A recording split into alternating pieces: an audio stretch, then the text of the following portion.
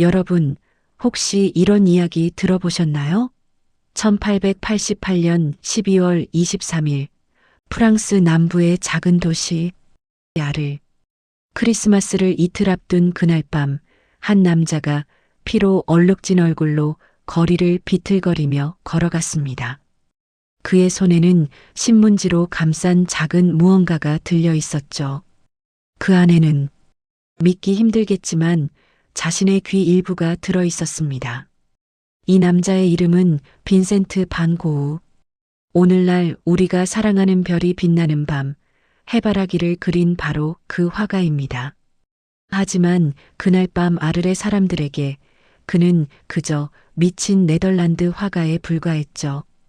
피투성이가 된 그는 마을의 매춘업소로 향했고 라셸이라는 여성에게 그 끔찍한 선물을 건넸습니다. 이것을 소중히 간직해 주세요라는 말과 함께요. 다음 날 아침 경찰이 노란 집의 문을 부수고 들어갔을 때 발견한 것은 피로 뒤덮인 침대에 쓰러져 있는 고우였습니다. 그는 거의 의식을 잃은 채 죽음의 문턱을 넘나들고 있었죠. 이 충격적인 사건은 삽시간에 아를 전체로 그리고 유럽 전역으로 퍼져나갔습니다. 미치광이 화가가 자신의 귀를 잘랐다는 선정적인 헤드라인과 함께요. 하지만 여러분, 우리가 정말 궁금한 건 이겁니다. 도대체 무엇이 한 예술가를 이토록 극단적인 행동으로 내몰았을까요? 그날 밤 노란 집에서 정확히 무슨 일이 있었던 걸까요? 그리고 정말로 고흐 스스로 자신의 귀를 잘랐던 걸까요?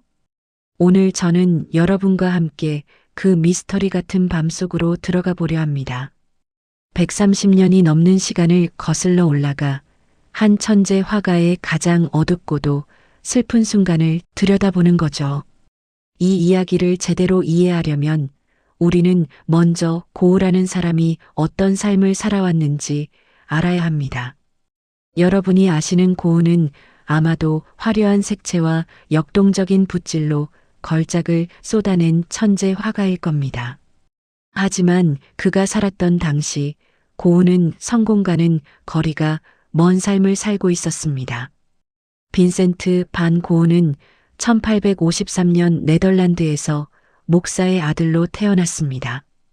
그는 화가가 되기 전 화랑 직원, 교사, 서점 점원, 그리고 전도사까지 다양한 직업을 전전했죠. 하지만 무엇 하나 제대로 되는 게 없었습니다. 그는 너무 열정적이었고 너무 진지했으며 세상과 타협하는 법을 몰랐던 사람이었으니까요. 27세가 되어서야 그는 본격적으로 그림을 그리기 시작했습니다. 하지만 그때부터도 그의 삶은 고난의 연속이었죠. 고흐는 평생 단 한 점의 그림밖에 팔지 못했습니다. 여러분, 상상이 되시나요? 오늘날 수백억 원에 거래되는 그의 작품들이 당시에는 한 푼의 가치도 인정받지 못했던 겁니다. 그는 늘 배고팠고 늘 추웠으며 늘 외로웠습니다. 제대로 된 식사를 하지 못해 치아가 썩어갔고 겨울이면 난방도 없는 작업실에서 떨며 그림을 그렸죠. 때로는 물감을 살 돈이 없어 캔버스조차 구하지 못할 때도 있었습니다. 그런 고흐를 지탱해준 단 한 사람이 있었습니다. 바로 그의 동생 테오였죠. 테오는 파리의 화랑에서 일하며 형에게 매달 생활비를 보내주었습니다. 이것은 단순한 경제적 지원을 넘어선 것이었어요. 테오는 형의 예술을 진심으로 믿었고 그 재능이 언젠가 세상에 인정받을 거라고 확신했습니다. 고흐와 테오가 주고받은 편지를 읽어보면 가슴이 먹먹해집니다. 거기에는 한 형제의 깊은 사랑과 신뢰 그리고 예술에 대한 순수한 열정이 담겨 있거든요. 테오, 나는 때때로 내가 내게 너무 큰 짐이 되는 건 아닌가 두렵네. 하지만 그림을 그릴 때만큼은 내가 살아있다고 느껴져. 내 안에 무언가가 불타오르는 것 같아. 이 불꽃이 꺼지기 전에 나는 내가 본 것들을, 느낀 것들을 캔버스에 담아야만 해. 고흐의 편지 곳곳에는 이런 절박함이 배어 있습니다. 그는 자신이 세상에 인정받지 못하는 화가라는 것을 너무나 잘 알고 있었습니다. 하지만 동시에 자신의 예술이 가치 있다는 것도 확신했죠. 이 모순된 감정들이 그를 끊임없이 괴롭혔습니다. 그는 우울증과 불안에 시달렸고 때로는 환청을 듣기도 했습니다. 술로 고통을 잊으려 했고 압생트라는 독한 술에 빠져들기도 했죠. 1888년 2월 고흐는 파리를 떠나 남프랑스의 아를로 내려갑니다. 그는 이곳의 빛과 색채에 매료되었어요. 북부의 우울한 회색빛과는 전혀 다른 눈부시게 밝은 태양과 강렬한 원색들이 그를 기다리고 있었으니까요. 테오, 여기는 일본 같아. 내가 그토록 동경하던 색채의 나라가 바로 여기에 있었어. 고흐는 흥분에 차서 동생에게 편지를 썼습니다. 아를에서 고흐는 마치 불타는 듯 그림을 그려댔습니다. 하루에 한 점씩, 때로는 여러 점을 완성하기도 했죠. 그 유명한 해바라기 연작도 이때 탄생했습니다. 하지만 여전히 그는 외로웠습니다. 함께 예술을 논하고 서로의 작업을 격려해줄 동료가 필요했죠. 그래서 그는 예술가들의 공동체를 꿈꾸기 시작합니다. 함께 살고 함께 그림을 그리며 서로 영감을 주고받는 화가들의 집단이요. 그리고 그는 노란 집을 빌렸습니다. 아르레 라마르틴 광장 모퉁이에 있던 이 작은 집을 고흐는 자신의 꿈이 실현될 장소로 만들고 싶었죠. 그는 테오가 보내준 돈으로 가구를 장만하고 벽을 꾸몄습니다. 그리고 무엇보다 중요한 것은 함께할 첫 번째 예술가를 초대하는 것이었어요. 고흐가 선택한 사람은 바로 폴 고갱이었습니다. 여러분, 폴 고갱이라는 이름 들어보셨죠? 타히티의 열대 풍경을 그린 고흐와 함께 후기 인상주의를 대표하는 거장 말입니다. 하지만 1888년 당시만 해도 고갱 역시 무명 화가였습니다. 다만 고흐보다는 조금 더 인정받고 있었고 이미 독특한 화풍을 확립한 상태였죠. 고흐는 고갱을 열렬히 존경했습니다. 그의 대담한 색채 사용과 상징적인 표현 방식에 깊은 감명을 받았거든요. 고흐는 테오를 통해 고갱에게 아를로 와달라고 간청했습니다. 함께 살면서 그림을 그리자. 우리의 예술가 공동체를 시작하자. 처음에 고갱은 주저했습니다. 고흐의 불안정한 정신 상태에 대한 소문을 들었고 무엇보다 자신의 예술적 독립성을 지키고 싶었으니까요. 하지만 테오가 고갱의 생활비를 지원하겠다고 제안하자 결국 고갱은 1888년 10월 23일 아르에 도착했습니다. 처음 몇 주는 마치 꿈만 같았습니다. 두 천재 화가가 노란 집에서 함께 생활하며 예술을 논했죠. 그들은 함께 야외로 나가 그림을 그렸고 밤이 되면 카페에 앉아 술을 마시며 예술론을 펼쳤습니다. 고흐는 행복했어요. 평생을 외롭게 살아온 그에게 드디어 진정한 예술적 동반자가 생긴 것 같았으니까요. 그는 고갱을 위해 해바라기를 그렸고 방을 정성껏 꾸몄습니다. 그 유명한 고흐의 방 연작도 이 시기에 탄생했죠. 하지만 곧 균열이 생기기 시작했습니다. 고흐와 고갱은 너무나 다른 사람들이었거든요. 고흐는 자연을 직접 보고 그리는 것을 중요하게 여겼습니다. 그는 해바라기 앞에서 밤하늘 아래에서 농부들 사이에서 영감을 얻었죠. 반면 고갱은 기억과 상상으로 그림을 그렸습니다. 그는 예술가는 자연을 모방하는 게 아니라 창조해야 한다고 주장했어요. 성격도 정반대였습니다. 고흐는 열정적이고 감정적이었습니다. 기쁠 때는 하늘을 날 것 같았고 슬플 때는 땅속으로 꺼질 것 같았죠. 모든 것을 강렬하게 느끼고 표현하는 사람이었어요. 반면 고갱은 냉정하고 계산적이었습니다. 감정을 드러내지 않았고 모든 것을 이성적으로 판단하려 했죠. 고흐의 순수함을 순진함으로 그의 열정을 광기로 여기기도 했습니다. 식탁에서의 대화는 점점 논쟁으로 변해갔습니다. 처음에는 예술적 견해 차이였지만 점차 개인적인 공격으로 발전했죠. 고갱은 고흐의 작업 방식을 무질서하다고 비판했고 고흐는 고갱의 냉담함을 견딜 수 없어 했습니다. 좁은 집안에서 두 강렬한 개성이 충돌하기 시작한 거예요. 고흐는 점점 더 불안해졌습니다. 고갱이 떠나버릴까봐, 자신의 꿈이 산산조각 날까봐 두려웠죠. 그리고 사실 고흐에게는 또 다른 불안이 있었습니다. 바로 동생 테오의 결혼 소식이었죠. 테오가 조안나 봉에르라는 여성과 결혼할 계획이라는 편지를 받았을 때 고흐는 큰 충격을 받았습니다. 물론 형으로서 동생의 행복을 진심으로 바랐지만 동시에 두려웠어요. 테오가 결혼하면 자신을 더 이상 지원할 수 없게 되는 건 아닐까? 자신이 테오에게 짐이 되는 건 아닐까? 이런 생각들이 그를 짓눌렀습니다. 12월로 접어들면서 노란 집의 분위기는 더욱 냉랭해졌습니다. 고갱은 점점 더 아르를 떠나고 싶어 했고 고흐는 점점 더 절박해졌죠. 그는 고갱을 붙잡기 위해 애썼지만 그럴수록 두 사람 사이의 거리는 멀어져만 갔습니다.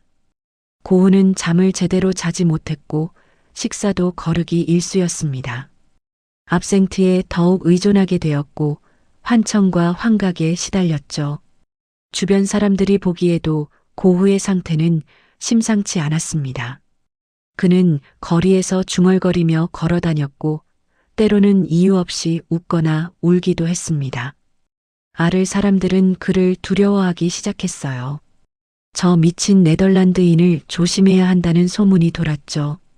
하지만 정작 고흐는 자신의 상태를 제대로 인식하지 못하고 있었습니다. 그는 그저 고갱과의 관계를 그리고 자신의 예술가 공동체의 꿈을 지키는 데만 집중하고 있었으니까요. 그리고 드디어 그날이 왔습니다. 1888년 12월 23일 일요일. 정확히 무슨 일이 있었는지는 오늘날까지도 명확하지 않습니다. 고갱과 고흐 두 사람 모두 그날의 일을 완전히 다르게 기억하고 있었거든요. 하지만 여러 증언과 기록들을 종합해보면 대략적인 전말을 추측해 볼 수 있습니다. 그날 오후 고갱은 고흐에게 자신이 파리로 돌아가겠다고 통보했습니다. 더 이상 이 공동생활을 계속할 수 없다고 했죠. 고흐에게 이것은 청천벽력 같은 소식이었습니다. 그가 그토록 꿈꾸던 예술가 공동체, 그의 유일한 희망이 무너지는 순간이었으니까요. 두 사람은 격렬하게 다투었습니다. 고흐는 울며 고갱을 붙잡으려 했고 고갱은 냉정하게 거절했죠. 저녁이 되어 고갱은 산책을 나갔습니다. 답답한 집을 벗어나 머리를 식히고 싶었던 거죠. 고갱의 회고에 따르면 그때 뒤에서 발소리가 들렸다고 합니다. 돌아보니 고흐가 손에 면도칼을 들고 자신을 따라오고 있었대요. 고갱이 빈센트, 무슨 짓을 하려는 거야? 라고 소리치자 고흐는 멈춰섰고 그대로 집으로 돌아가 버렸습니다. 고갱은 그날 밤 호텔에서 묵기로 결정했죠. 노란 집으로 돌아가는 것이 두려웠으니까요. 그리고 그날 밤 노란 집에 혼자 남겨진 고흐에게 무슨 일이 일어났을까요? 그 누구도 정확히 알 수 없습니다. 하지만 우리가 아는 것은 그가 면도칼로 자신의 왼쪽 귀를 잘랐다는 사실입니다. 얼마나 잘랐는지에 대해서도 논란이 있어요. 어떤 기록에는 귓볼만 잘랐다고 하고 다른 기록에는 귀 전체를 잘라냈다고 합니다. 최근 연구에 따르면 귀의 대부분을 잘라냈을 가능성이 크다고 하네요. 상상해 보세요. 작은 침실에서 거울을 보며 떨리는 손으로 면도칼을 자신의 귀에 대는 그 순간을, 그 고통이, 그 절망이 얼마나 컸을까요?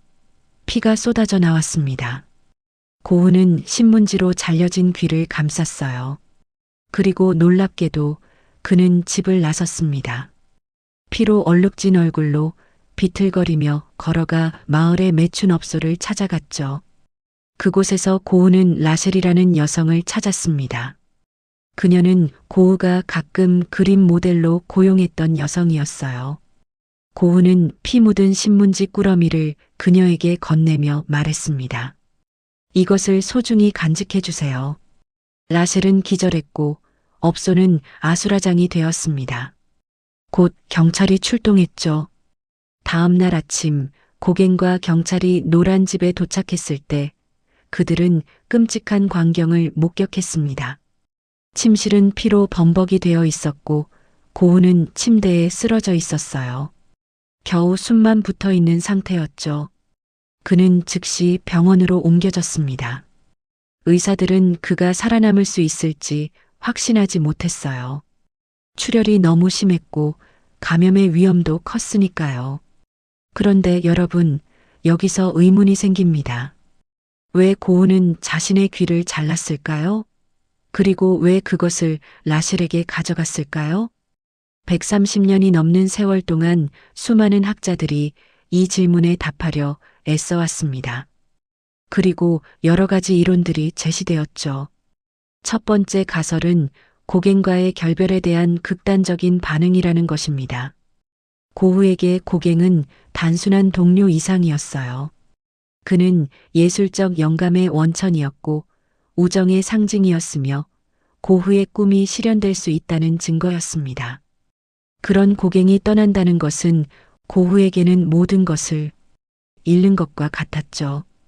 어떤 학자들은 귀를 자르는 행위가 일종의 자기 처벌이었다고 해석합니다. 나는 고갱의 말을 듣지 못했다.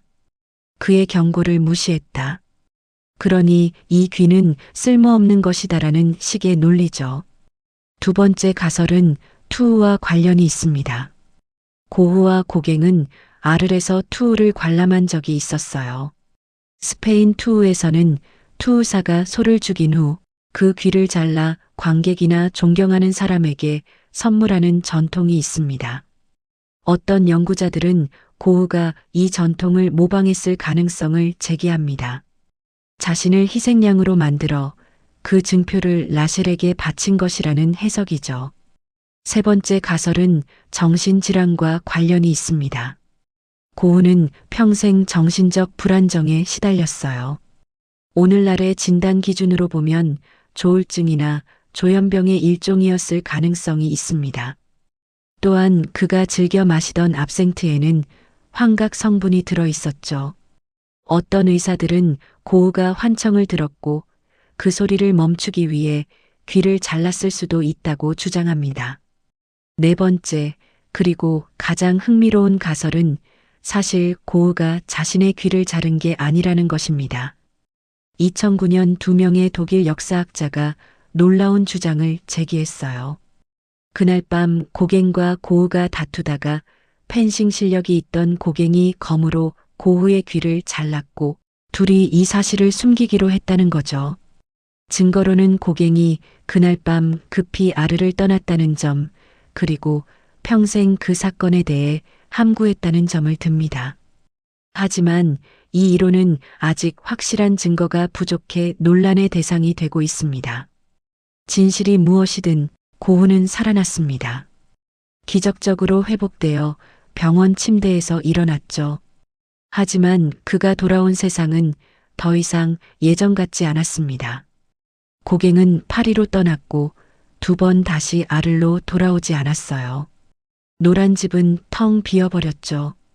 아를 주민들은 청원서를 제출해 미친 붉은 머리 화가를 마을에서 쫓아내려 했습니다. 고흐는 자신이 환영받지 못하는 존재라는 것을 뼈저리게 깨달았죠. 1889년 5월 고흐는 스스로 정신병원에 입원하기로 결정합니다. 생레미의 생폴드 모졸 정신병원이었어요. 나는 나 자신이 두렵다고 그는 테오에게 편지를 썼습니다. 다시 그런 일이 일어날까봐 다른 사람을 다치게 할까봐 무섭다. 병원에서 고우는 철창이 달린 방에 갇혀 지냈습니다. 발작이 일어날 때면 며칠씩 아무것도 할 수 없었죠. 하지만 놀라운 일이 일어났습니다. 바로 이 절망의 시기에 고우는 그의 가장 위대한 걸작들을 탄생시킨 거예요. 병원 창문으로 보이는 풍경을 그렸고 정원의 붓꽃을 그렸으며 그리고 바로 별이 빛나는 밤을 그렸습니다. 여러분, 별이 빛나는 밤을 떠올려 보세요. 소용돌이치는 하늘, 빛나는 별들, 거대한 사이프러스 나무. 그 역동적이고 환상적인 풍경을 그 그림은 정신병원 창문으로 본 풍경을 바탕으로 그려진 것입니다. 고통 속에서 절망 속에서 탄생한 희망의 그림이죠. 고우는 편지에 이렇게 썼습니다. 밤하늘을 보는 것만으로도 나는 꿈을 꾼다. 별들이 나에게 말을 건다. 그들은 우리가 죽어서도 살아있을 수 있다고, 우리의 영혼이 영원히 빛날 수 있다고 속삭인다. 생레미에서 고우는 약 150점의 그림을 그렸습니다. 발작과 우울증 사이의 짧은 순간들을 이용해 미친 듯이 그림을 그려댔죠. 마치 자신에게 남은 시간이 많지 않다는 것을 알고 있었던 것처럼요. 실제로 고우는 1890년 7월 37세의 나이로 스스로 목숨을 끊습니다. 권총으로 자신의 가슴을 쏜 거죠. 이틀 후 태호가 지켜보는 가운데 숨을 거두었습니다. 마지막 말은 슬픔은 영원히 계속될 것이다 였다고 합니다. 비극적이게도 태호는 형의 죽음 6개월 후 뒤를 따랐습니다. 슬픔과 병으로 무너진 거죠. 두 형제는 나란히 묻혔습니다. 오베르시르우아즈의 작은 묘지에 담쟁이 덩굴로 뒤덮인 두 개의 무덤이 나란히 있습니다. 평생 함께했던 두 영혼이 죽어서도 함께하는 거죠. 그런데 여러분, 여기서 우리가 생각해 봐야 할 것이 있습니다. 고우가 자른 것은 정말 단순히 귀였을까요? 아니면 그것은 상징이었을까요? 어쩌면 고우는 자신의 고통을, 자신의 광기를, 자신의 절망을 잘라내려 했던 건 아닐까요? 그는 세상이 자신의 말을 듣지 않는다고 느꼈습니다. 그의 예술을, 그의 비전을 아무도 이해하지 못한다고 생각했죠. 들을 수 없는 세상에 필요 없는 귀였던 걸까요? 하지만 역설적이게도 바로 그 사건 이후 탄생한 작품들이 오늘날 전 세계인의 사랑을 받고 있습니다. 고우가 가장 깊은 고통을 겪던 순간 가장 위대한 예술이 탄생한 거예요. 어쩌면 그는 자신의 고통을 잘라낸 게 아니라 그것을 예술로 승화시킨 것인지도 모릅니다. 피와 눈물로 물든 붓질로, 광기 어린 색채로 그는 인간 영혼의 가장 깊은 곳을 우리에게 보여준 거죠. 여러분, 오늘 우리는 함께 130년 전 그 끔찍하고도 슬픈 밤으로 여행을 다녀왔습니다. 1888년 12월 23일 아르레 노란 집에서 일어난 일은 단순한 광기의 발작이 아니었습니다. 그것은 한 예술가의 절규였고 고독한 영혼의 외침이었으며 이해받지 못하는 천재의 비극이었죠.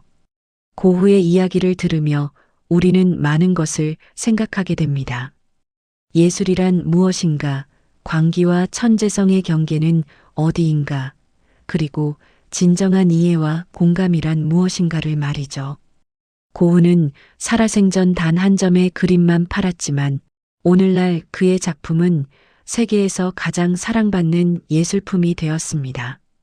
그가 그토록 갈구했던 인정을, 이해를, 사랑을 지금은 받고 있는 거예요. 너무 늦게 도착한 선물이지만요. 다음에 별이 빛나는 밤을 보거나 해바라기를 볼 때 잠시 멈춰서서 생각해 보세요. 이 아름다운 그림들이 얼마나 깊은 고통 속에서 탄생했는지를, 그리고 동시에 인간의 정신이 얼마나 강인하고 아름다울 수 있는지를. 고흐는 자신의 귀를 잘랐지만 결국 우리 모두의 마음에 영원히 말을 걸고 있으니까요. 그의 그림 앞에 서면 우리는 여전히 그의 목소리를 듣습니다. 나를 봐주세요. 나를 이해해 주세요. 나는 여기 있었습니다. 나는 느꼈고 사랑했고 고통받았고 창조했습니다. 그리고 그 모든 것을 이 캔버스에 담았습니다. 빈센트 반 고흐. 비극적인 삶을 살았지만 영원한 아름다움을 남긴 화가. 귀를 잃었지만 전 세계의 마음을 얻은 예술가. 그의 이야기는 오늘도 계속되고 있습니다. 우리가 기억하는 한 그의 별은 계속 빛날 것입니다. 오늘 이야기 어떠셨나요? 고흐의 삶과 예술, 그리고 그 비극적인 사건에 대해 조금이나마 깊이 이해할 수 있는 시간이 되셨기를 바랍니다. 역사 속 인물들의 이야기는 단순히 과거의 기록이 아니라 오늘을 사는 우리에게도 여전히 울림을 주는 살아있는 메시지입니다. 여러분의 구독과 좋아요는 제게 이런 이야기들을 계속 발굴하고 여러분께 전할 수 있는 큰 힘이 됩니다. 다음에는 또 어떤 흥미진진한 역사와 예술의 이야기로 찾아뵐까요? 함께 과거로 여행하며 인간의 위대함과 아름다움을, 때로는 슬픔과 비극까지도 나누는 이 시간이 여러분께 의미 있는 시간이 되기를 진심으로 바랍니다. 그럼 다음 이야기에서 또 만나요. 여러분, 감사합니다.